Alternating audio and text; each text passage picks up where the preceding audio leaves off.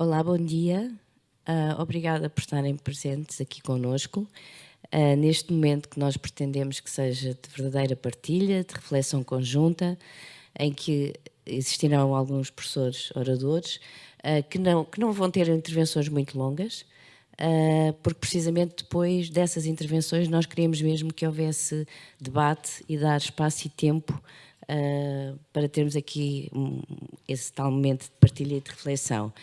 Queria só dizer, queria dar as boas-vindas às pessoas que estão online, que nós não conseguimos ver, mas sabemos que estão, e também dizer que há a oportunidade de elas, mediante, enquanto estiverem a existir e mesmo quando acabar as intervenções, poderão escrever no chat as suas perguntas, as suas questões.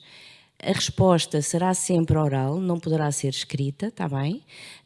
E nós, a minha colega, professora Isabel Duarte, vai estar atenta, muito atenta, às vossas questões e perguntas, e nós vamos tentar equilibrar, quando houver essas questões no final das 3 intervenções, quem faz perguntas a nível presencial, levanta o braço e tem um microfone, que está ali à direita, pode tirar a máscara quando fizer as questões, quando colocar as questões, e entre cada uso do microfone ele será desinfetado, portanto não há problema absolutamente nenhum. Depois voltam a colocar a máscara para regressarem ao lugar.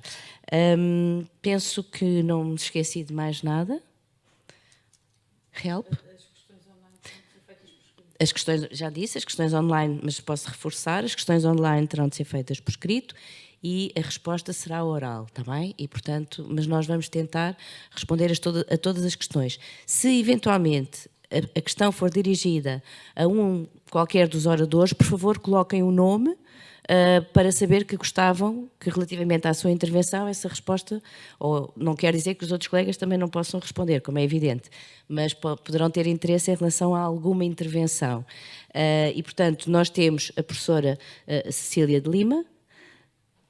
Muito prazer, muito obrigada. A professora Cátia Esteves. Obrigada. E a professora Silvia Reimer. Agradecemos muito a vossa colaboração e o vosso interesse em estarem aqui. E pronto, e dou por iniciada a vossa intervenção, está bem? Muito obrigada. Ok, bom dia, obrigada. E desde já agradeço o vosso convite para estar aqui presente, com muito prazer. Eu sou Cecília Lima, trabalhei vários anos como bailarina e coreógrafa, especialmente na Holanda, onde fiz também o meu mestrado em coreografia. Depois voltei para Portugal, fiz o doutoramento na Faculdade de Motricidade Humana sobre questões relacionadas com Embodied Cognition e o pensamento incorporado. Atualmente dou aulas na licenciatura e doutoramento da Faculdade de Motricidade Humana e também na licenciatura da Escola Superior de Dança. Eu chamei aqui à minha pequena intervenção, dei-lhe o título de Porque o ensino artístico, transformar, transgredir e transpirar. E vou fazer assim passar apenas algumas linhas de discussão para depois, para provocar, um bocadinho para vos provocar então a nossa conversa. Entendo que antes de pensar em propostas curriculares ou metodologias de ensino artístico, é fundamental atentar à temática da aprendizagem artística enquanto um desafio didático e epistemológico. E que desafio é esse? Logo à partida, confrontamos-nos com a questão de transmitir uma educação estética e artística ao invés de uma formação, no sentido de formatação. Surgem então questões como: o que é uma educação artística? Qual a sua importância? E como desenvolver essa educação? A noção de arte não é uma noção fechada e, precisamente por ser uma noção que tem como essência uma abertura às transformações que percorrem épocas e culturas, ela foge dos paradigmas da educação convencional que ainda está vigente hoje em dia. As práticas artísticas e a filosofia da arte são caracterizadas por uma multiplicidade de perspectivas e abordagens, não só em relação ao produto artístico, mas também em relação ao processo criativo, ao motivo da criação e à recepção, interação ou participação do público. Estas abordagens movem-se atualmente desde a ideia de mimesis, de Platão e Aristóteles, à noção de estética, de Baumgarten, ou, numa perspectiva mais contemporânea, à expressão enquanto desconstrução e reconfiguração de sentidos, ou à arte de intervenção social. Assim sendo, é necessário que o processo de ensino e aprendizagem artístico integre essa multitude de perspectivas sobre a natureza da arte e os seus contextos, e nesse sentido é essencial que ele consista numa aprendizagem intrinsecamente transformadora e transgressora. Deste modo, estou convicta de que a educação artística deve ser uma educação que questiona, desafia, transforma e transgride os paradigmas educativos do ensino-aprendizagem dos nossos dias.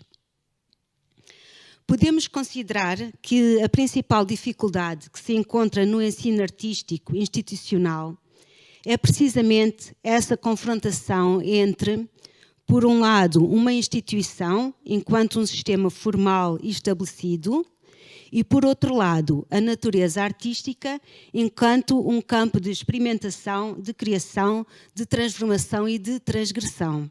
Ou seja, tal como apontam, por exemplo, os investigadores Guimarães e Henrique, atualmente, perante o sistema educativo vigente, é necessário não esquecer um trabalho de resistência que é intrínseco à educação artística. A aprendizagem artística é heterotópica e, como tal, parte de uma condição de resistência. Acrescentando ainda, Deleuze e Guattari abordam a arte enquanto a criação de mundos possíveis de serem habitados por novas sensações.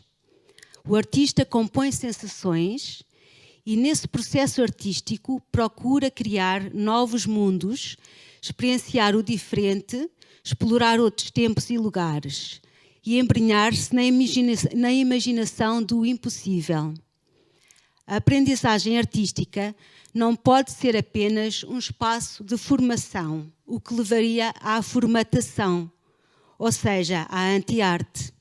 Nesse sentido, torna-se imprescindível não fomentar um ensino tecnicista, mas sim aprendizagens que incentivam o devir mundos e que proporcionam a amplificação de consciências, o aprofundar das percepções do sensível e as experimentações criativas. Deleuze e Guattari acrescentam ainda que os clichês são a morte da arte, porque com os clichês não se copia, não se cria, mas copia-se. Não se inova, mas representa-se. Nesse sentido, é importante ter em conta que a página de um escritor, a canvas de um pintor ou o corpo, espaço e tempo de um coreógrafo não é algo em branco, mas estão cobertos de clichês pré-estabelecidos que é necessário apagar. É necessário ter esta consciência de que temos estes clichês pré-estabelecidos que fazem parte do nosso dia-a-dia para depois podê-los apagar como parte do nosso processo artístico. Um outro aspecto que gostaria aqui de realçar relaciona-se com a questão epistemológica da arte, ou seja, a produção de conhecimento intrínseca à prática artística. Que conhecimentos ou modos de conhecimentos produz a prática e criação artística? Tal como afirmava Kant, a nossa capacidade sensorial oferece-nos o conteúdo daquilo que conhecemos, enquanto que a nossa capacidade intelectual proporciona-nos a ordem e estruturação desse conteúdo. Hoje em dia, as ciências cognitivas vão mais longe. defendendo que o modo como construímos pensamento e criamos sentido no mundo é um processo ativo, baseado na nossa percepção sensório-motora e na interação experiencial com o meio ambiente. Ou seja, todo o nosso pensamento articulado verbalmente, do domínio conceptual, tem como base o sentido gerado pelas nossas percepções sensoriais, tanto as percepções estereoceptivas como as proprioceptivas ou as interoceptivas. Ora, esta gênese de sentido somático e sensório-motor é iniciada logo na primeira infância. Por exemplo, com as percepções temporais, como as noções de duração, de sequenciação, os ritmos, as percepções espaciais, como a noção do perto ou do longe, do cima ou do baixo, o dentro e o fora, etc. As percepções corporais, como a dor, o prazer, o peso, o desequilíbrio, a força, a tensão. Ou as percepções de movimento e ação, como o respirar, o gritar, o agarrar, o percorrer, o cair, o abraçar, o esconder, o encolher, o esticar, etc. E todas as percepções visuais, táteis, sonoras, olfativas e do paladar. Portanto, estas são todas um conjunto de percepções sensório-motoras que são iniciadas logo na primeira infância, com que nós recebemos os primeiros sentidos do mundo, com que fazemos sentido do mundo logo antes de conhecer a linguagem verbal.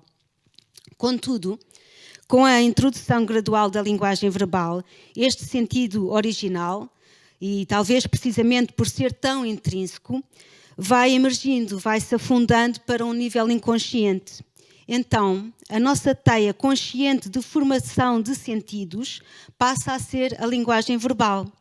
E desse modo, a percepção de sentido deixa de ser algo imanente, sentida e relacional e passa a ser algo mais conceptual, mais externa e mais distante do sentir. As artes, e em particular a dança, trabalham no sentido de desenvolver a percepção sensório-motora, intensificando-a e explorando a relação entre o sentir e o sentido. Deste modo, a criação artística vem recuperar, reativar e aprofundar esse modo original de gerar sentido. Mas faz mais do que isso. Ela parte desse conteúdo sensível, original, para o estruturar e reestruturar diretamente, sem recorrer aos domínios dos conceitos e do modo de pensamento verbal. Assim sendo, podemos afirmar que a criação artística vem investigar outros modos de gerar sentido e, logo, outros modos de produzir conhecimento. Mas este é um modo de conhecer que resiste a uma formatação e resiste a padrões de pensamento ou a diferenças segmentárias, pois procura como que um saber pelo sabor. Ou seja, procura um saber que é transpirado por práticas experienciais e experimentais e que se desenvolve e transforma, jogando com o prazer da descoberta. Por último, gostaria então de lançar a seguinte questão. Com que meios, modos e métodos poderemos ir de encontro a este outro modo de aprendizagem? Como fazer isto? Obviamente, como tudo o que é do âmbito do experiencial e do artístico, não há uma receita para uma aprendizagem artística. E apesar de que existem diversos artigos, dissertações e experimentações sobre esta questão, parece-me que, e talvez aqui seja a grande problemática, parece-me que, em grande parte, os métodos de ensino-aprendizagem artísticos ainda estão muito presos a formatações institucionais e académicas. Assim sendo, gostaria de lançar aqui algumas provocações, talvez como pequenas temáticas para depois passarmos a uma discussão. E a primeira provocação diz que é estéril ou supérfluo confundir a criação artística apenas como algo que causa emoção, com o virtuosismo técnico ou simplesmente com uma ideia pré-concebida de belo. E acrescento só aqui uma pequena explicação. A apreciação artística não deve ser confundida com o gosto ou com uma sensação de prazer. Diria que a apreciação artística e a criação artística é talvez uma linguagem estética relativa aos sentidos e percepções que desafia o modo como nos relacionamos com o mundo, como o compreendemos e como geramos e criamos sentido e agimos.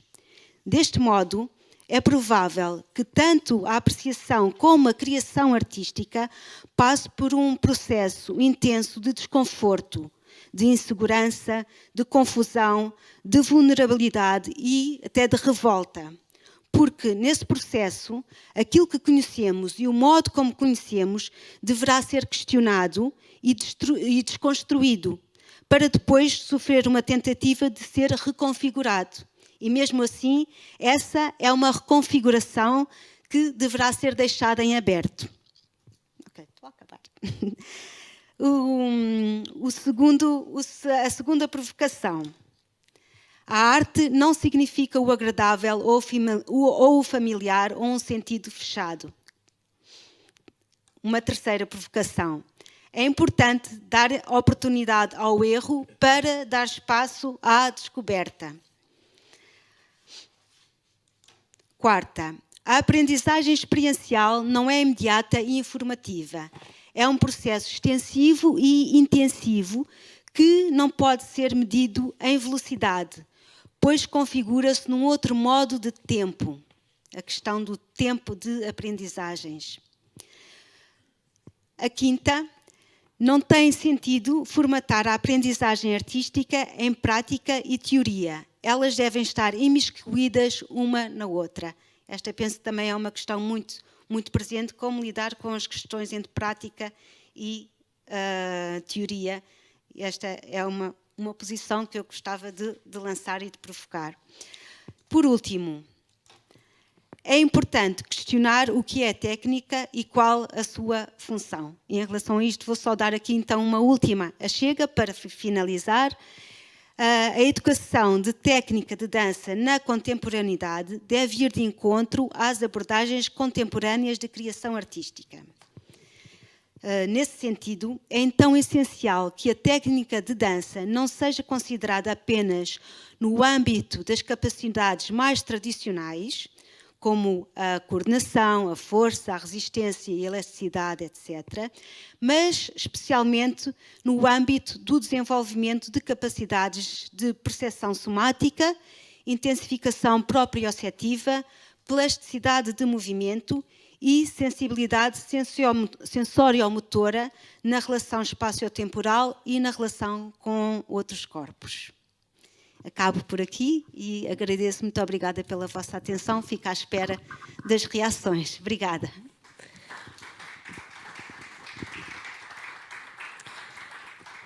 Muito obrigada, professora Cecília. Vamos então passar... Sim, claro. Vamos passar à professora Cátia Esteves e deixamos a questão de formatar ou formar e muitas outras questões que ficam em aberto, mas que depois nós temos a oportunidade de discutir. Olá, bom dia. O meu nome é Cátia Esteves e eu a minha formação passa, em primeiro lugar, por uma escola de ensino artístico. Depois disso, integrei o mercado de trabalho, onde trabalhei a nível profissional como bailarina em algumas companhias e alguns nomes do panorama da dança contemporânea. Comecei a lecionar há 10 anos atrás em escolas de ensino artístico especializado. Neste momento sou docente da Escola Superior de Dança e estou ligada também a algumas instituições profissionais, onde presencio momentos, que falarei um bocadinho mais à frente sobre isso, em que estou num momento quase de uma passagem para a vida profissional dos alunos que acabam os ciclos, estando presente em audições e, portanto, basicamente a minha exposição vai ser muito da minha experiência prática em terreno, quer como professora, quer como nesses momentos em que a minha perspectiva está do lado já profissional, a tentar perceber então as fragilidades ou as lacunas que se encontram na formação. E, portanto, aproveitando este desafio do olhar do avesso, partilho alguns pontos que vão de encontro a esta perspectiva de olhar por dentro que, enquanto professora deste ensino, nos últimos anos fui percepcionando. Começaria então por levantar só 3 pontos. O primeiro poderia-lhe chamar o ponto que é o encontro, ou seja, o ponto de encontro onde os agentes educativos, ou seja, gosto de lhe chamar este triângulo de alunos, famílias e escolas, decidam mergulhar e integrar este sistema este ensino artístico especializado. Logo aí, procuro entender as razões e os motivos que levam este triângulo a optar por este tipo de sistema e muitas vezes o que eu percepciono é que, por exemplo, em relação aos alunos, há uma fragilidade no conhecimento prévio do que implica optar por este sistema de ensino, talvez uma consciência um bocadinho frágil sobre as exigências implicadas, sobre a dedicação que terão que ter e isso como é que condiciona os seus planos de estudo, não só a nível artístico, mas a nível geral. Portanto, terá que haver da parte deles um conhecimento que teria que vir desta dinâmica entre escolas, famílias e os próprios alunos, em que se conseguisse consciencializá-los para que tipo de ensino será este. Em relação às famílias também, acho que há muitas das vezes uma fragilidade no conhecimento do envolvimento que terão que ter e viver com ele, no sentido de que dinâmicas familiares é que possam ser abaladas perante esta escolha e uma redefinição das prioridades. Em relação às escolas, nos últimos anos vimos um crescendo de escolas que optaram por integrar também o sistema. Digamos que muitas delas vieram de um ensino privado e essa consciência que tenham nas implicações logísticas, pedagógicas, financeiras e artísticas que terão que enfrentar, portanto, se estaremos mesmo conscientes neste encontro entre todos estes agentes. Acho importante haver uma energia e um aproveitamento de sinergias, todos com esta afinco deste conhecimento e muitas das vezes, partindo desta premissa, passo para o ponto seguinte, que chamaria-lhe quase o processo, não é? A vivência ao longo dos ciclos, como é que ela é feita. Sendo que, se esta dinâmica não tiver sempre a andar entre estes agentes educativos, pode haver, sim, um enfraquecimento do sistema e acaba por se perder, muitas das vezes, as premissas para a qual ele foi iniciado. Neste processo, levanto 3 questões, muito ali e de buscar alguns conceitos que a professora Cecília já levantou, e então baseio só em 3 conceitos que eu acho fundamentais, que é a criatividade, a resiliência e a intensidade ao investimento. E passo a explicar como eu vejo cada um destes conceitos. Em relação à criatividade, que terá que ser sempre vivida por parte dos alunos, por parte das famílias e por parte das escolas, é esta sempre consciência em renovar, em experimentar, em adaptar, em transgredir, como disse a professora Cecília, em arriscar, reciclar sempre. Não vejo o reciclar como uma forma de excluir o que ficou ontem, mas incluir e interligar o hoje. Viver e estar ligado à contemporaneidade e estar ligado ao exterior. Percepcionar a dança, a arte no geral, conseguir reconhecer as suas exigências e conectar-se com elas. No fundo, acho que é importante estarmos todos, alunos, famílias, escolas, mais uma vez, acolher este mundo de ideias, de questões artísticas que estão sempre em mutação e decifrá-las, para que depois possamos transformar, trabalhar e, acima de tudo, transpor para este processo de ensino-aprendizagem. Acho fundamental que estes agentes educativos tenham a capacidade de ser permeáveis e elásticos em todo o processo de acompanhamento. Outro conceito que é a resiliência, neste sistema onde não há interrupções, pausas, é fundamental para mim encontrar a resiliência no sentido e no contexto de sempre fomentar novos caminhos de motivação e desejo por mais. E quando falo de desejo por mais, vejo-me a pensar em desejo por mais comunicação artística, por mais expressão, por mais intenção nas convicções e por mais pensamento, sempre reflexão sobre o trabalho desenvolvido, que levará a mais ação e então entramos num ciclo de pensamento, reflexão, ação. Ou seja, basicamente, tem que haver resiliência, tem que haver esta criatividade.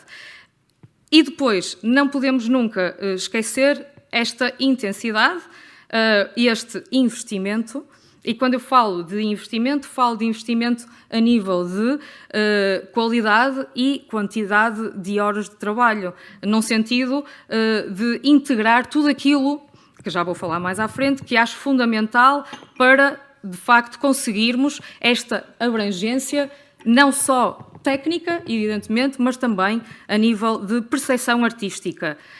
Então, acho que não podemos nunca nos desvincular desta entrega e perante aquilo que nos propomos, os alunos, as escolas e as famílias, não perder de vista a premissa fundamental. Esta tentativa de desenvolver uma formação sólida para quem tem aptidões, para quem tem talento e vocação e para que se possa fazer um trabalho de qualidade no final do ciclo.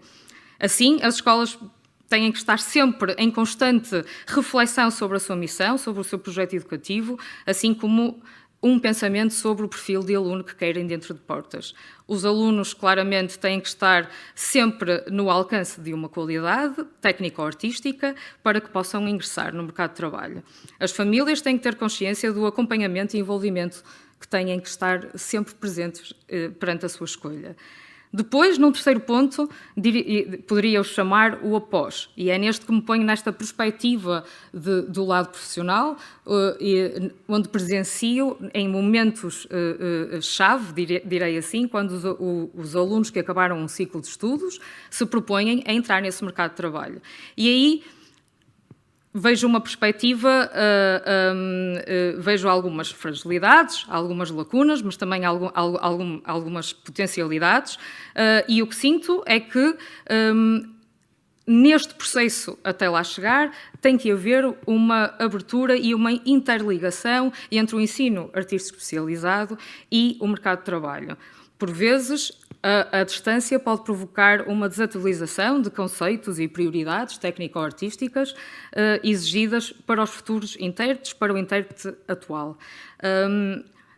Também sinto que nas escolas, por várias razões, muitas delas logísticas, com certeza, há um pouco tempo despendido para o ensinamento da arte no geral, para uma reflexão artística, para uma maturação e conhecimento.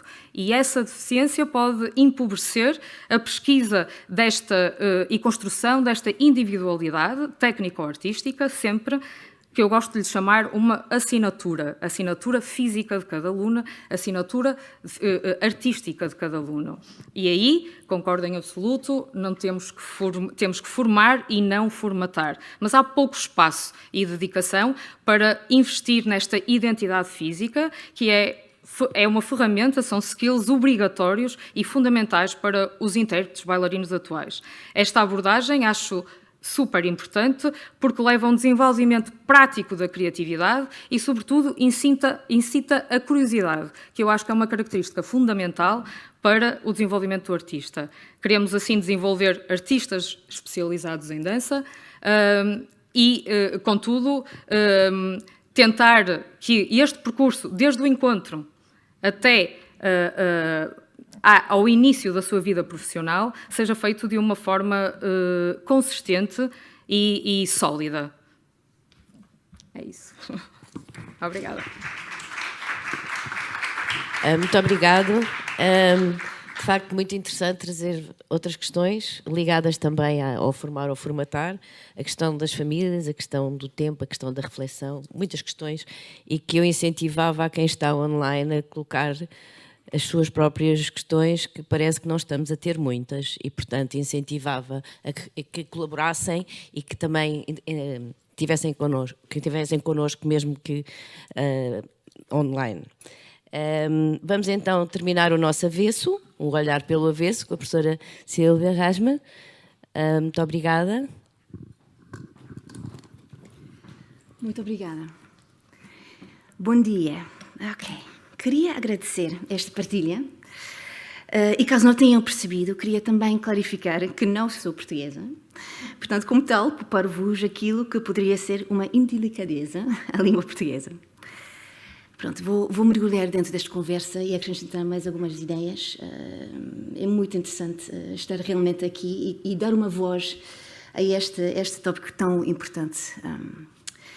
Portanto, em 2019, os pesquisadores de dança John Taylor e Angela Nissen fizeram um estudo qualitativo sobre um novo curso de ensino na Holanda, projetado para o ensino de dança no século XXI. Este estudo teve como uma das principais questões o seguinte: como podem os professores de hoje participar ativamente dentro de uma cultura de dança que está a evoluir tão rapidamente? De outra forma, como podem os professores de dança de hoje, formados principalmente nos modelos tradicionais de aprendizagem, fornecer uma formação de dança atualizada, que seja prática e relevante para o jovem bailarino do nosso futuro? O que mudou? Gostaria de começar com uma observação baseada neste estudo. A individualidade artística e a diversidade técnica assumem um papel mais central no processo criativo das práticas de dança contemporânea.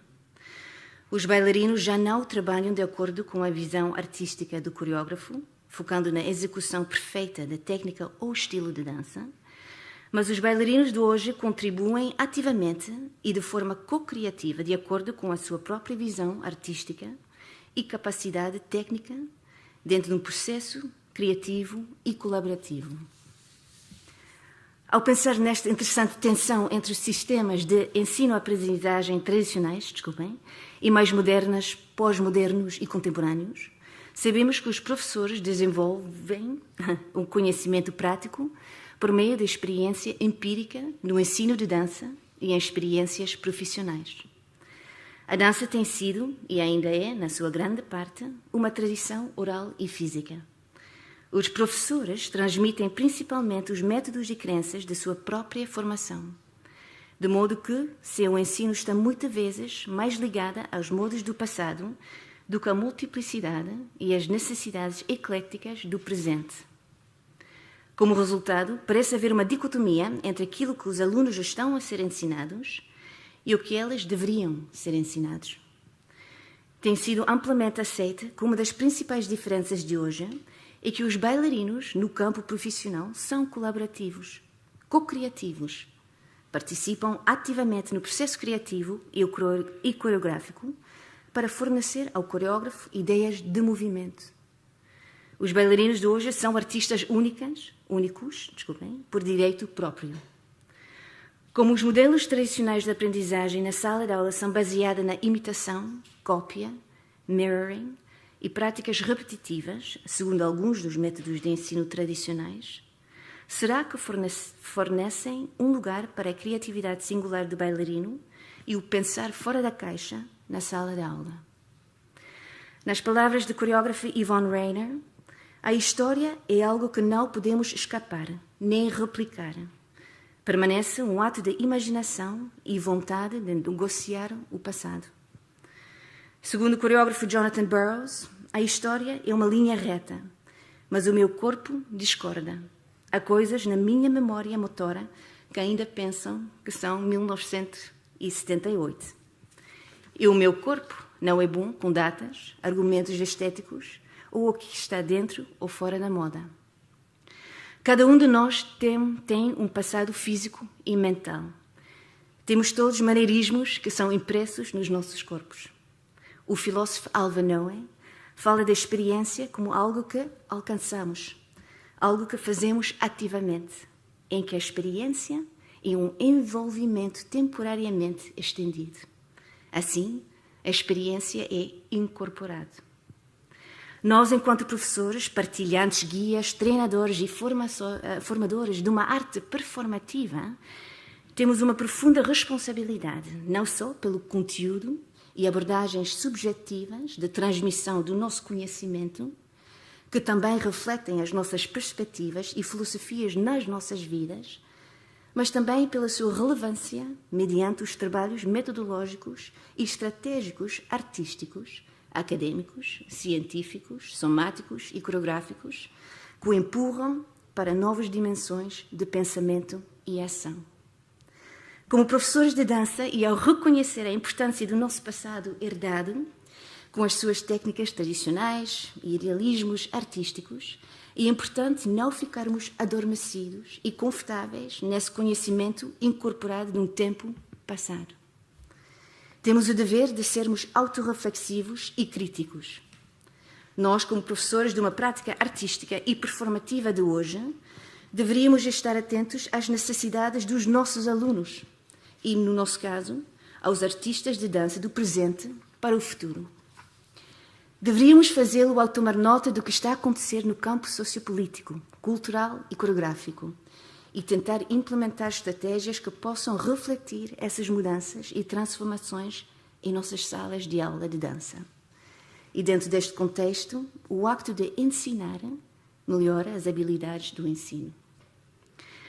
Pedimos aos nossos alunos que pensam fora da caixa, mas estaremos a fazer isso, nós mesmos, enquanto professora ou professores?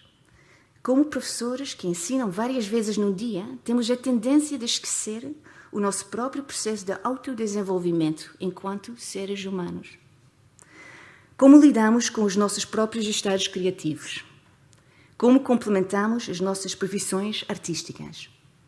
Qual é a nossa definição de criatividade dentro das nossas práticas enquanto pessoa, professora, mãe, pai, amiga, aluno, filho, sobrinho, tia?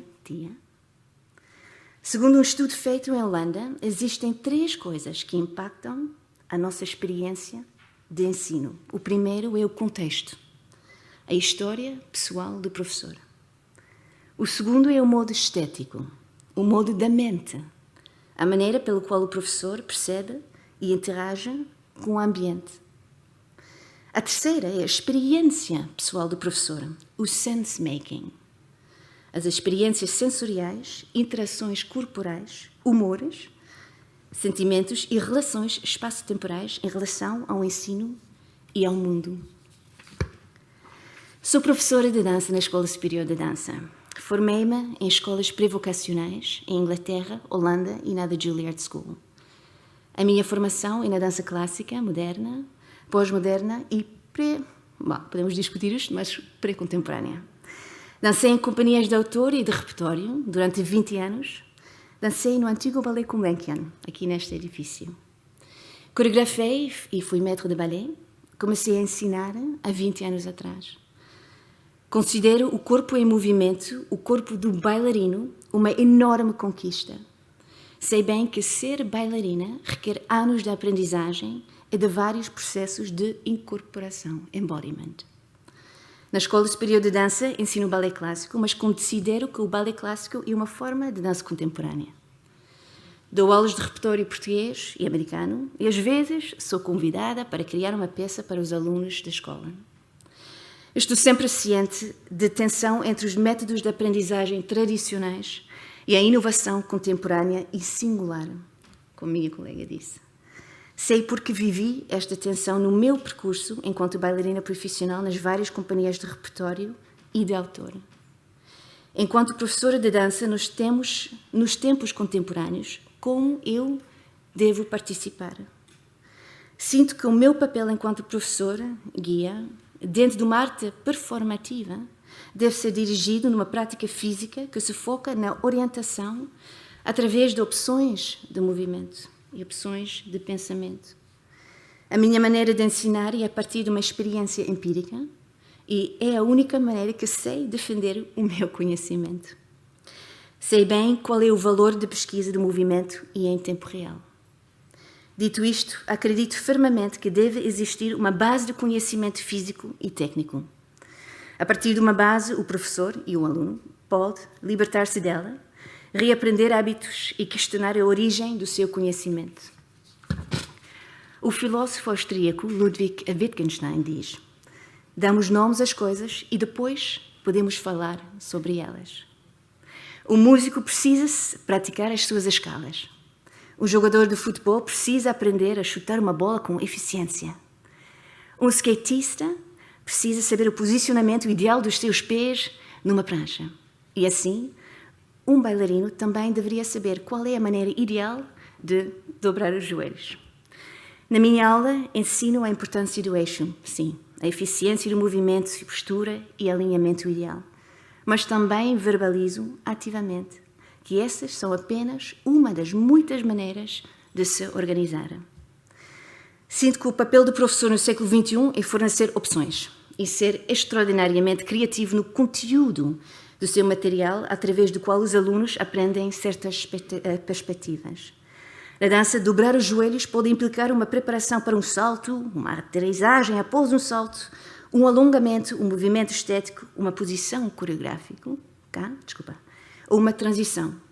E a sua incorporação é ainda mais complexa.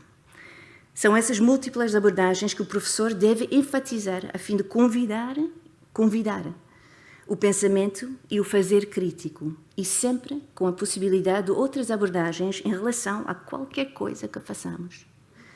Desde o enorme impacto psicológico da pandemia da Covid e vendo as profundas mudanças sociopolíticas no mundo de dança que resultaram dos movimentos Black Lives Matter e Me Too, comecei eu a readaptar ativamente as minhas estratégias de ensino para pensar mais na sua sustentabilidade, nomeadamente a inclusividade humana e a sua complexidade criativa. Ao pensar na necessidade de inovação singular de hoje e dentro do campo de dança contemporânea, em evolução constante, desejo focar o meu ensino nas possibilidades técnicas e artísticas e nas descobertas pessoais de cada aluno. Acredito que nestas experiências únicas de incorporação e profundamente privadas residem novas ideias baseadas na percepção e formação sensorial, experiência cultural e, obviamente, singular. Acredito que a criatividade e a inovação humana podem ser impulsionados no meio dos processos pessoais de exploração, experiência e de experimentação. O Gaga Movement Language, do coreógrafo Ohad Naharin, é um belo exemplo de uma abordagem de exploração que impulsiona a descoberta pessoal através do corpo em movimento. Acredito que neste espaço, entre estruturas, sistemas e abordagens de partilha, o aluno deve ser livre para interpretar de acordo com os seus próprios interesses, desejos, fantasias e imaginação. É claro, dentro de um corpo em movimento, um corpo físico, um corpo presente. Acredito que às vezes nós, professores, podemos e devemos deixar os nossos mapas preparados e entrar num espaço sem fim. Deveríamos aprender com os nossos alunos, dar-lhes espaço para desenvolver o pensamento crítico. Sei bem que devo continuar a evoluir com os meus alunos e devo continuar a explorar, experimentar e inovar. Sempre sou aluna. E sem medo de quebrar algumas regras implementadas no século passado. Esta é a minha forma de ver o ensino de dança de Éfeso. Muito obrigada.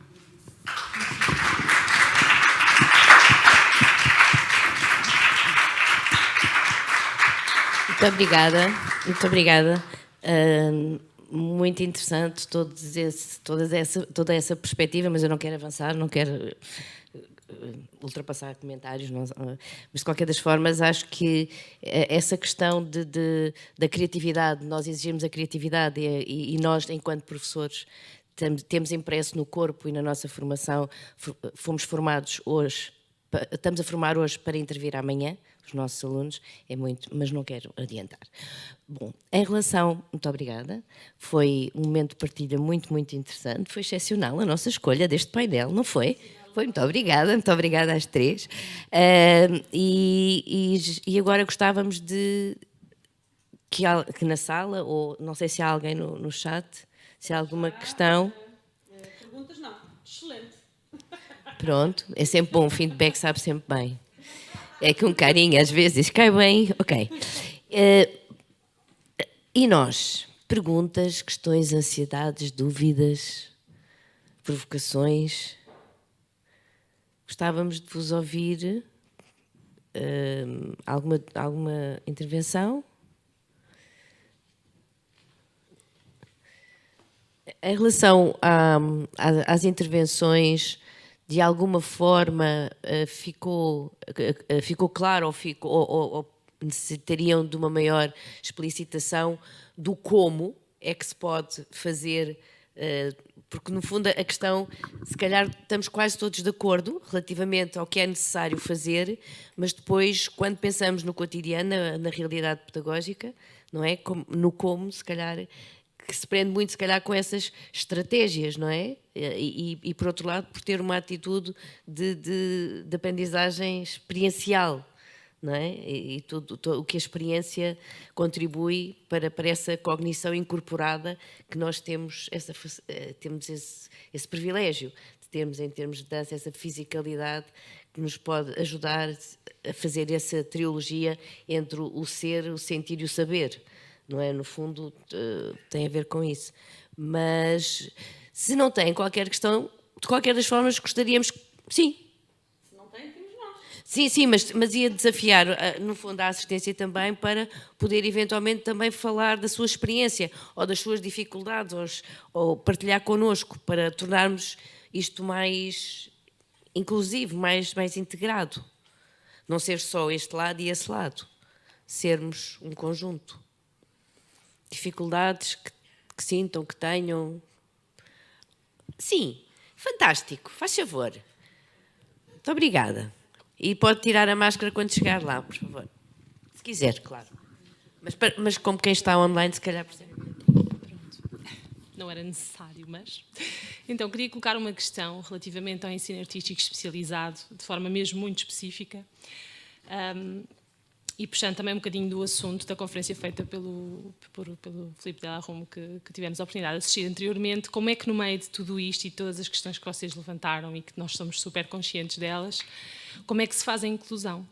Como é que se proporciona que de facto haja especialização quando não há às vezes alunos perfeitos, não é? Como nós sabemos, não há corpos perfeitos, nós não os escolhemos à nascença e, portanto, como é que tudo isso se pode desenvolver e como é que se faz a inclusão na perspectiva de abraçar todos? Era essa a questão. Obrigada. Muito obrigada.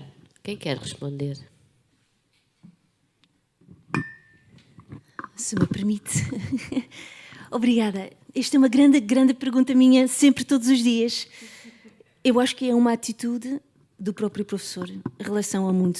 Isto, pronto, tentei fazer isto nestas páginas todas. É um bocadinho de reverter o espelho. Portanto, somos muito focados também nos alunos, mas eu acho que o foco também deveria ser no próprio professor que está em frente ou atrás, ou com os alunos, neste caso, não é? Pronto, para mim, eu realmente ativamente, tento sempre de pensar na inclusão da pessoa. Portanto, todas as pessoas que estão em frente de mim, através de metodologia que eu estou a dar, portanto, qual seja for, mas que são pessoas. Portanto, e que cada pessoa é o seu mundo, portanto, este idealismo um bocadinho, não é? Mas eu acho que deveria haver este espaço. Portanto, a minha maneira de ver também deve ser influenciada pela esta empatia, digamos assim. Portanto, eu tento mesmo, e é possível que a estética não deve, na minha caso, não é? No caso da dança, não deve impedir-me de também ter uma relação com cada aluna numa maneira inclusiva, portanto, pessoal. Eu sei que coisas que elas obrigada. Pronto, as experiências delas, às vezes, são invisíveis a mim, mas são também muito importantes. Portanto, esta distância, às vezes, não é? Portanto, o querer ver o resultado imediato, às vezes não é bem assim. O que eu faço, muitas vezes, é entre os blocos, digamos assim, na nossa escola temos blocos, eu falo com eles. Eu tenho interações, momentos privados com ela em que eu dou-lhes algumas ideias, elas dão ideias a mim, portanto, um pequeno partilha privado em que eu posso perceber qual é e quais são os processos de aprendizagem delas e as dificuldades que elas têm. Portanto, nesta maneira mais private, nesta maneira a inclusividade humana é possível. Nada fácil, mas é possível. Eu espero que ajudei. Sim, eu Sim, queria dizer que eu tenho completamente noção de que as turmas são muito heterogéneas, muitas das vezes, acho que é uma grande questão que todos nos debatemos. Isso acontece logo desde o início, aos 10 anos já temos essa noção, e lá está, como estava a dizer, muitas vezes eles próprios deparam-se também, os alunos deparam-se com essa diferença na aula e não estão muitas vezes preparados para isso, e portanto, de facto, é gerir as expectativas deles, que muitas vezes é inevitável se compararem uns com os outros, e logo aí existe uma emoção que acontece ali, da parte deles, e nós professores também, que estamos com a dificuldade em querer uniformizar em primeira mão, mas eu acho que, tal e qual como a Sílvia disse, muitas das vezes temos que lidar com isso. Eu acho que isto é uma questão já muito real, e tentar perceber em que, embora a turma seja conjunta, não temos aulas individuais, essa é que é a questão, mas tentar perceber o que é que podemos evoluir, cada um no seu timing, certo? E portanto, tentar gerir não é fácil. Tentar encontrar um equilíbrio entre lhes apoiar para que a percepção que eles chegam lá e têm, tentar desfazer, porque depois aí também acontece alguns bloqueios emocionais e técnicos, exatamente porque eles se veem uns aos outros, e aí nós temos uma dupla função, não é? Que é tentar evoluir a turma, cada um ao seu ritmo, mas todos ao mesmo tempo. Parece uma contradição, mas a verdade é que temos que o fazer. Muitas das escolas tentam, muitas vezes mensalmente, mudar e procurar estratégias. Ou seja, no período seguinte vamos tentar nivelar a turma por alguns prioridades, não é? Então é quase, vai havendo também uma tentativa e erro de dividi-los pelos os que têm mais dificuldade, é mesmo assim, os que não têm mais dificuldade, ou então misturar e fazer mesmo a turma heterogénea para perceber se os miúdos com mais dificuldade conseguem, exatamente por estarem todos englobados nisso, conseguem olhar para os outros e não ficar desmotivados, e portanto há várias filosofias sobre isso. Pôr a turma heterogénea ou homogénea, e quais são os critérios que aparecem aí. Então, bom, na verdade, às vezes a tentativa e erro, que é ir sempre tentando perceber o que é melhor. Isto basicamente muda muito conforme o contexto da turma em si e da escola em si. Às vezes o que funciona também para uma escola não funciona noutro contexto, mas sim, mas sei que é uma realidade que preocupa muitos professores e que temos que saber como lidar. Eu gostaria só de acrescentar que a noção da inclusão relaciona-se com a questão da diferença, não é? A inclusão incluímos o quê? O que é o diferente, não é? E penso que, nesse sentido, é importante também ter em conta que na contemporaneidade a arte está muito disponível a essa diferença. A arte está até carente dessa diferença. A maior parte dos artistas procuram corpos diferentes, procuram maneiras de estar que sejam diferentes. Eu penso que, tentando se calhar simplificar demasiado as coisas, mas o ensino que está focado nessa procura de idiosincrasias, de singularidades, de modos de criar, de corpos diferentes, modos de pensar diferentes, será logo um ensino que está voltado para todo o tipo de inclusão, a vários níveis, não é? Porque, no fundo, é também aquilo que os criadores procuram, é essa diferença. E essa diferença não tem que ser uma diferença que tem valor só por ser diferente. Há aqui também um alto nível de estudo, um estudo da própria singularidade, da própria percepção do corpo, da percepção somática,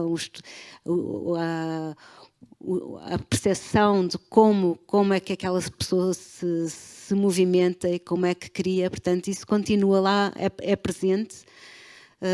Mas eu penso que quando é uma escola voltada para essas outras questões, que não uma visão de um corpo único, de um corpo que é um modelo, automaticamente a inclusão está mais presente. Obviamente que, passando se calhar a uma perspectiva um bocadinho mais realista do que está presente hoje em dia, que não é totalmente tão simples, penso que passa muito pela percepção de que é importante dar tempo a cada corpo, porque, como uma das provocações que eu tinha feito, né, a aprendizagem experiencial é uma aprendizagem do corpo, da experiência, precisa de um tempo diferente. Eu acho que é importante dar valor às questões do desenvolvimento, de onde é que um aluno começa e como é que ele consegue evoluir, e depois há os diversos aspectos que se pratica em aula, e se calhar podemos falar em diversos contextos de aula, aulas, vá lá, que focam mais as questões técnicas, ou outras que focam mais as questões artísticas, ou outras que focam mais as questões teóricas do pensamento, da estética, mas todas estas questões eu penso que devem estar sempre super interligadas. Não, muitas vezes as disciplinas devem ser também superpostas.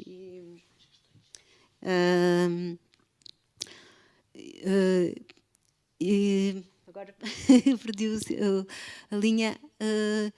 Portanto, penso que passa também por aí e por essa questão de que tipo de corpo, que tipo de técnica é que estamos à procura, que tipo de criador é que estamos à procura. Desculpe, professora Cília, mas tínhamos 3 questões online e é para também se começarem a sentir integrados. Peço desculpa. Tentei fazer da melhor maneira. Pronto. Tentei, mas pronto. Não, nem sempre. Sim. Pronto, então aqui do nosso público online chega uma pergunta vinda da Cristina Graça, que diz: não será a técnica como as regras da sintase, ortografia e pontuação que promovem um bom texto profundo e limpo? Quando aprendidas essas regras, permitem produzir textos literários, filosóficos, poéticos. Não são, portanto, limitadoras, podem ser libertadoras. Não sei se isto é uma pergunta, se alguém quer comentar, ou se é uma frase muito pertinente. Deixem-me só dizer que há mais 2 questões, portanto vamos uma. tentar... Não, mas vamos responder, mas é só por causa da gestão do tempo. Bem, certo.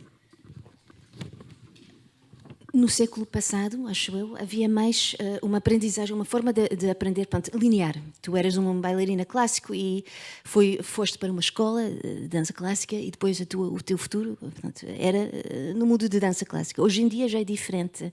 Eu vejo a técnica, uma forma de fazer qualquer coisa bem, não é? Como uma das ferramentas, neste caso, do movimento de dança.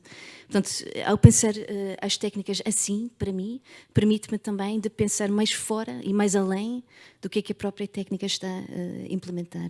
Se calhar isto ajuda. Obrigada. Eu gosto de pensar em plasticidade de movimento. Eu gosto de pensar em intérpretes com um corpo plástico e isso sim parece muito abrangente. Não acho que a técnica seja limitativa de todo, independentemente do formalismo ou não, acho que sim, pode pontuar como a Cristina diz, mas podemos ir mais longe conforme o objetivo que temos nessa integração do mercado de trabalho. E, portanto, esta questão de técnica não, etc., para mim é uma não questão. E, portanto, eu gosto de pensar em plasticidade física, em mobilidade e, portanto, se isso implica, se a técnica implica limitação, claramente não, como é evidente. Eu penso que, concordo, a técnica é essencial, mas é essencial também questionar o que é a técnica e para que com que função estamos a usar a técnica. Eu gosto deste paralelismo que foi feito entre a ortografia, a escrita, tendo a concordar no sentido em que é também importante, depende de como nós pegamos então nessa sintaxe, não é? Porque se calhar há pessoas que ficam presas a essa sintaxe e há outras que depois de aprenderem conseguem brincar e criar poesia, não é? Era isso que eu tinha a acrescentar. Ou mesmo escrever sem pontuação. Ou mesmo escrever sem pontuação, como José Saramago, exato. E ganhar o Prémio Nobel. Exato. É. Mas, obviamente, há aqui uma questão que está implícita quando falamos em técnica. Se calhar, pensar o que é a técnica, se calhar estamos a pensar em coisas ligeiramente diferentes, não sei. Portanto, acho que isso é importante, pensar o que é, para que serve. Mas, independentemente disso... Se calhar é um meio, não é um fim. Exato, nesse sentido, Digo que é eu. a função da técnica. E acho que um corpo tem de estar preparado, conhecer-se, ser um corpo com plasticidade, com capacidades de encontrar o seu movimento. E essa capacidade, para isso, tem que ser um corpo com muita experiência e com muita técnica, muitas cores, exato. É. Antes de ler a próxima pergunta, gostava de dizer uma coisa que me surgiu agora com esta pergunta da Cristina. Uma vez vi uma reportagem muito interessante sobre o grande Picasso. Se conhecem os seus primeiros desenhos, a sua obra menos conhecida, ele era um pintor, um desenhista, pintor realista de uma minúcia, de uma fantástica, absolutamente. A sua primeira fase de desenho é olharmos e dizemos: o desenho está perfeito. E ele dizia: tive que aprender a desenhar para depois poder desaprender. E isto é muito giro, não é? Só se transgride depois de se respeitar. Só se transgride depois de respeitar. Bom, vou dar a palavra à Margarida Conceição Fernandes, que diz: excelentes participações, muito obrigada ao painel. Aproveito para solicitar à Cecília que exponha melhor a sua provocação da relação indissociável teoria-prática. Como propõe que aconteça? Que possibilidades e estratégias para as interligar, optimizando-as num processo de aprendizagem que se quer criativo e colaborativo? Missão impossível, 2 minutos. Eu compete-me este papel, não é? Exato. É uma questão que eu tenho pensado bastante sobre isso. Eu não defendo que se deve misturar tudo, em termos de... é uma aula onde se inclui tudo. Mas eu acho que é importante haver uma certa diferenciação, quer não apenas em teoria e prática, mas diferentes tipos de prática ou diferentes tipos de estudos teóricos. Mas é importante que dentro dessas diferentes pessoas, dentro desses diferentes professores, dos diferentes momentos de aula, haja uma consciência do que é que se passa nas outras aulas e haja uma superposição e uma ligação muito forte aos conteúdos das outras aulas. Eu penso que seria um bocadinho por aí, ter uma educação que, mesmo que seja com vários professores, vários workshops ou várias disciplinas, mas em que haja uma consciência dos professores do que é que se passa, haja uma capacidade de superposição entre as diferentes temáticas, matérias, diferentes abordagens, porque só aí é que há então a ligação entre questões que são mais de um conhecimento, se calhar, do que é a estética, da filosofia da arte, ou do que é a história da arte, ou do que são metodologias que se relacionam depois, estão presentes, completamente presentes numa prática. E é importante também dar espaço e tempo às aulas para que possam ser teórica e práticas. Portanto, eu, por exemplo, eu vejo que eu dou muito aulas de composição, improvisação, coreográfica, dou também aulas de técnica, e nessas aulas há dias que tem sentido ter um momento em que estamos mais a discutir questões teóricas durante meia hora, para depois a próxima meia hora aplicá-las em prática e depois voltar a discutir, e isso não pode ser programado. Portanto, às vezes sinto falta de que, por exemplo, se tenho uma sala teórica para um dia, é difícil depois, esse dia tinha mais sentido estar na prática. As coisas, acho que é importante ter uma maleabilidade também dos espaços e não ter tudo programado.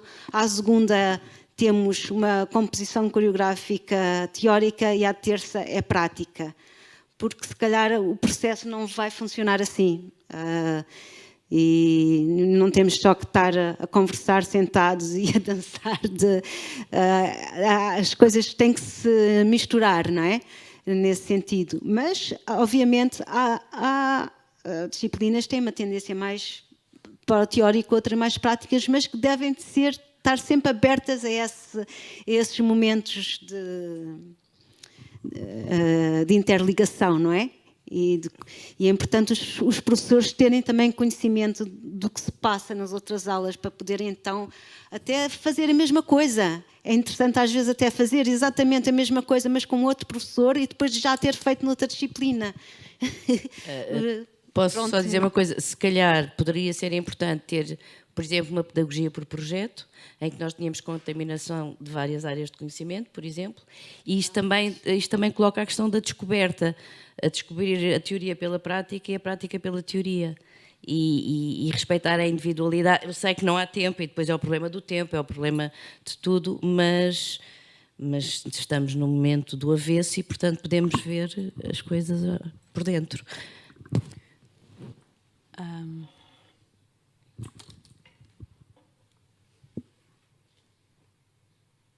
Não tenho aqui nenhuma pergunta. Eu acho que, se me é permitido,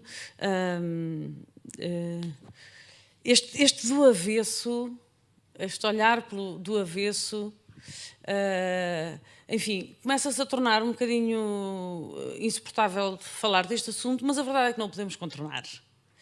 E nós fomos virados do avesso há 2 anos atrás. Nós, sociedade, da forma como estamos organizada, não é? Quando nos caiu uma pandemia em cima. E não o podemos ignorar, não é? E, portanto, no fundo, a Sílvia falou um bocadinho sobre estas novas formas temos que pensar sobre estas novas formas e o que é que nos trouxe às vezes estar com um aluno, a possibilidade de estar com um aluno no Zoom, não é? A conversar, a falar, esta possibilidade, ou de fazer uma aula que está a acontecer em Nova Iorque, se calhar aqui são 3 da manhã, mas eu estou a fazer uma aula em tempo real, trouxe aqui muitas novas questões que eu acho que não podem ser completamente... o mundo não vai voltar a ser o mesmo, não é? Depois disto. E, portanto, não podem ser completamente largadas, porque o mundo não vai voltar atrás, felizmente. E, portanto, vai aprender alguma coisa com isto e vai seguir em frente. O que é que nós vamos aprender com isto? O que é que nós levamos deste avesso que explica que esta plateia, que há 2 anos neste congresso estava a arrebentar de gente, hoje tenha aqui 20 pessoas, todas de máscara. E tenha outras, a maior parte delas, em casa. Não é? E há 2 anos tivemos cá, muitos de nós, o congresso rebentava pelas costuras. Foram quase 500 pessoas que participaram nos 3 dias. Que implicações é que isto tem na nossa forma de estar, na nossa forma de ensinar, na nossa forma de participar? Mas depois também há outra questão que eu gostava de pôr, que é assim... a nossa realidade, professoras do ensino superior, não é essa, mas a realidade de muitas das pessoas que nos estão a ouvir professores do ensino vocacional especializado, é que dão umas aulas nesta escola, outras naquela, chegam ao final e têm 150 alunos ao todo, se calhar com algumas turmas com 25 alunos, e onde é que, nestas turmas com 25 alunos, que se vê 3 vezes por semana, se consegue encontrar esta singularidade? E eu acho que a Cátia falou um bocadinho sobre isso, a professora Cátia falou um bocadinho sobre isso, sobre estas novas, muitas escolas do ensino vocacional que têm aberto por esse país fora, mas que às vezes lhes falta pensar esta tríade: decisão do aluno, família e escola, não é? Tudo o que está envolvido no ensino vocacional artístico. E da parte da escola, se calhar está envolvido o perceber que um professor que quer encontrar a singularidade do aluno, ajudando-o a desenvolver um corpo técnico, treinado, mas singular, não pode estar a pensar em 150 alunos ao mesmo tempo, porque somos humanos. Eu não sei se estou... mas eu penso que estou aqui a fazer a voz de alguns professores do ensino articulado, ou do ensino artístico especializado, ou dos que dão aulas em 5 escolas ao mesmo tempo, para conseguirem um ordenado decente ao fim do mês. Pronto, e portanto é muito bom falarmos aqui do que é o ideal, mas também é importante falar de como é que se lá chega perante as circunstâncias atuais. Mas posso só, além de já estarmos, acho que é passar o tempo, estamos? Era isso que ia dizer? É uma dúvida? 45. É? Ok. Quer falar? Faz favor.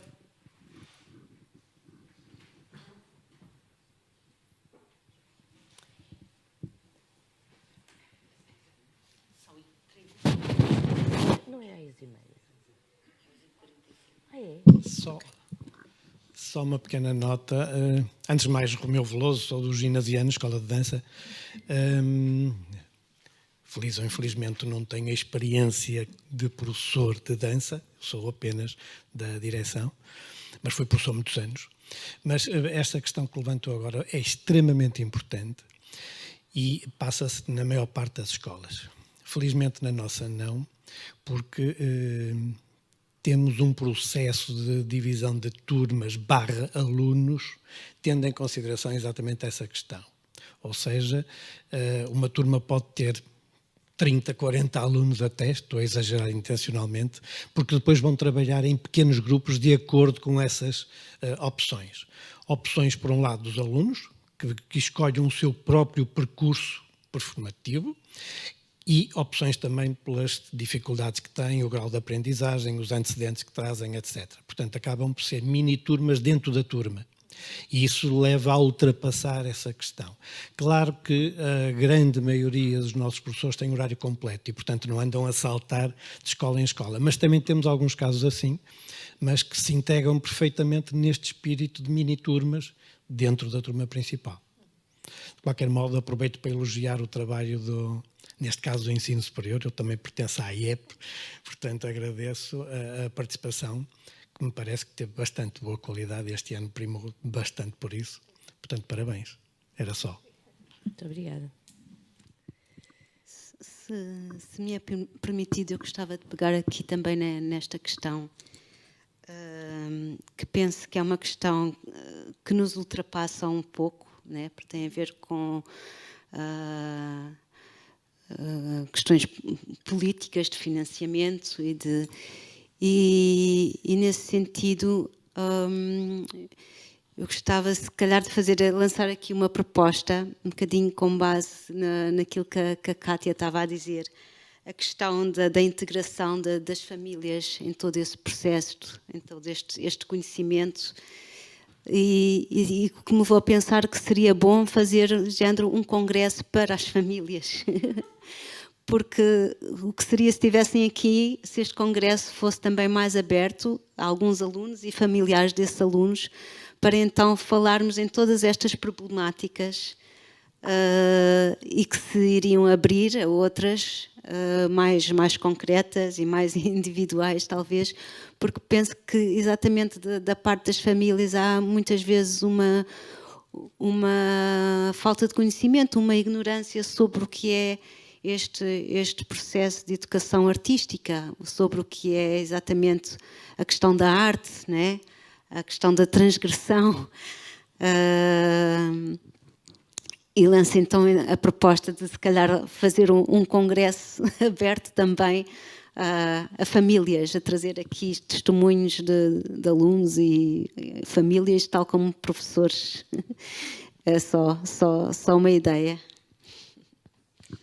Não, eu queria reforçar essa questão das famílias, porque muitas vezes, pronto, pegando assim também em tom provocatório, às vezes os motivos que levam, hoje em dia, exatamente como disse, são razões que passam até por sociológicas e financeiras, não é? Portanto, é um sistema que alicia desde já em que os seus filhos vão para este sistema, conseguem estar ocupados o dia todo, ter uma qualidade de ensino muito razoável, quer a nível do regular, quer a nível do artístico, e, portanto, há uma opção que pode escorregar e ser um bocadinho perversa, no sentido de o motivo que leva a essa escolha, a priori, não ser conectado com os objetivos deste ensino artístico especializado, que tem por aí, não é, esta formação sólida para alunos que tenham vontade, tenham paixão e que tenham potencial, e aí sim será mais fácil depois a escola pegar nesse potencial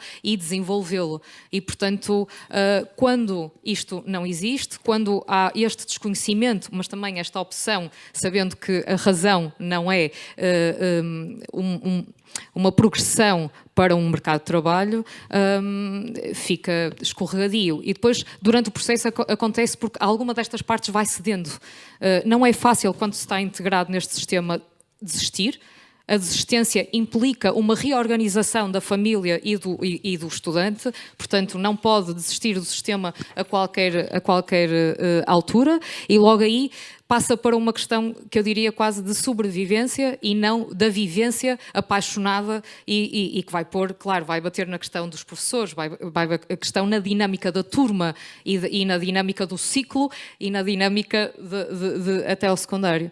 Portanto, às vezes não é fácil olhar para a gênese do problema e perceber que, de facto, hoje em dia é muito diferente esta opção por este ensino artístico especializado do que era há 10 anos atrás. Há outros valores que, de facto, condicionam. Obrigada. Nós temos um comentário, não é? Sim, sim. Vou ler um comentário da Ana Marques, que diz: as perspectivas de ensino da dança devem ser encontradas, exploradas, a partir das diversas abordagens e nas várias unidades curriculares, disciplina, numa perspectiva interdisciplinar.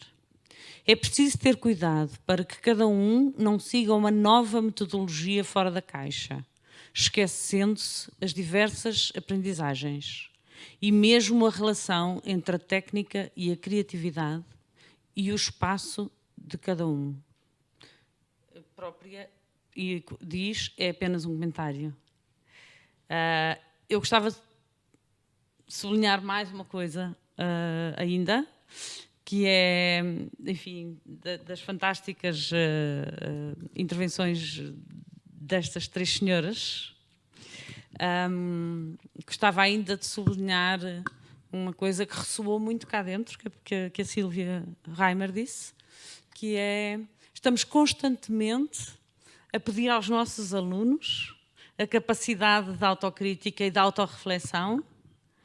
Será que nós próprios continuamos a salvar esse tempo para o fazer? Ou seja, será que nós próprios nos impomos a autorreflexão, a autocrítica e aquilo que a Cecília dizia também, de constante mutação do ensino, constante mutação da arte, constante, falta-me a palavra, mas constante... Atualização? Atualização, obrigado, Kátia, de nós próprios.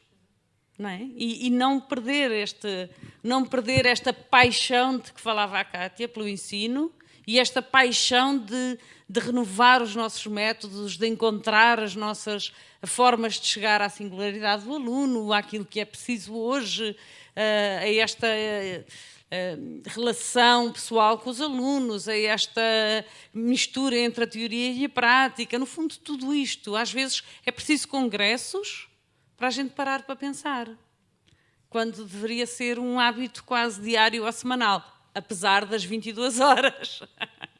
Não é? Sim, Silvia. Desculpe, e queria também lembrar-me, e nós, enquanto professores, que a dança tem muitas vertentes, não é só a dança física, portanto, a dança escrita, fotográfica, digital, não é? De imagem, académica, portanto, o aluno, os nossos alunos podem ser muitas coisas através da dança e através deste corpo. Portanto, o corpo na escola, e o corpo para mim é o corpo inicial, mas este corpo torna-se em muitas formas e nós deveríamos também ser muito consciente deste valor da dança, que é multiplicita.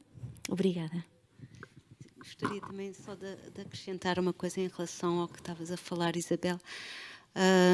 Eu deparo-me muitas vezes com essas questões sobre, portanto, fazer uma autorreflexão, uma autocrítica.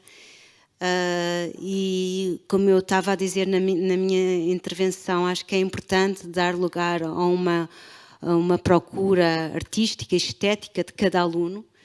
E muitas vezes deparo-me com a problemática, mas como é que eu vou fazer isso sem imiscuir os meus próprios valores estéticos e artísticos, porque não é isso que eu quero, não é? Isso é uma dificuldade que às vezes, obviamente, posso lhe dar espaço ou não dar determinadas sugestões, mas também passa muito pela tentativa de ser humilde perante os alunos e de ter consciência e dizer, isto é o meu ver, eu podia ser assim, eu dou-te este exemplo, mas isto sou eu, não é? Portanto, muitas vezes tento encontrar essa metodologia de aceitar que, obviamente, eu tenho os meus valores estéticos e não escondê-los, portanto, porque eles vão ter sempre lá. Tentar dar espaço, mas dizer, isto é os meus, há muitos. Tu tens que encontrar, isto é um exemplo. Portanto, eu acho que pode passar um bocadinho por essa questão de partilhar a nossa própria experiência, os nossos próprios valores, não como algo que é determinado, que é assim, mas apenas como um exemplo, como uma...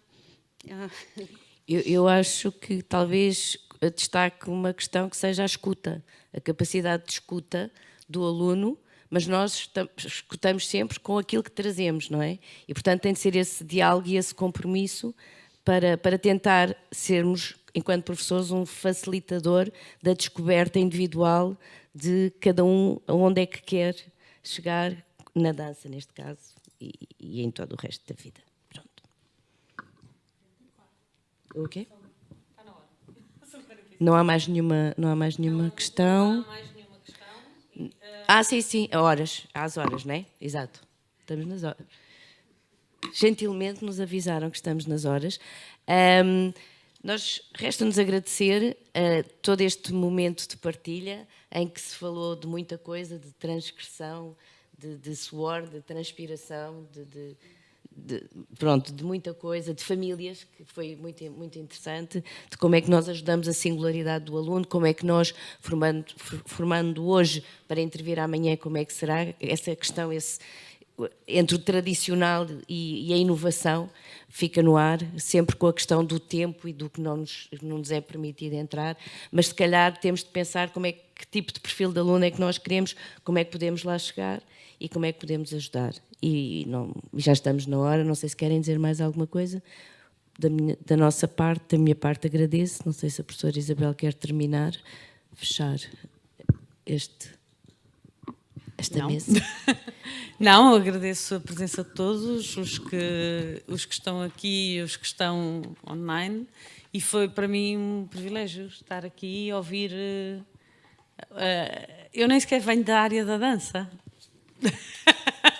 Mas é um privilégio estar aqui a ouvir pessoas que pensam tanto sobre estes assuntos e de uma forma tão profunda, tão atualizada e tão preocupada com o aluno, centrada no aluno.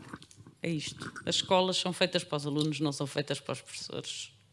É isto. Foi muito bom este momento de sabor, sentir e saber. Muito obrigada.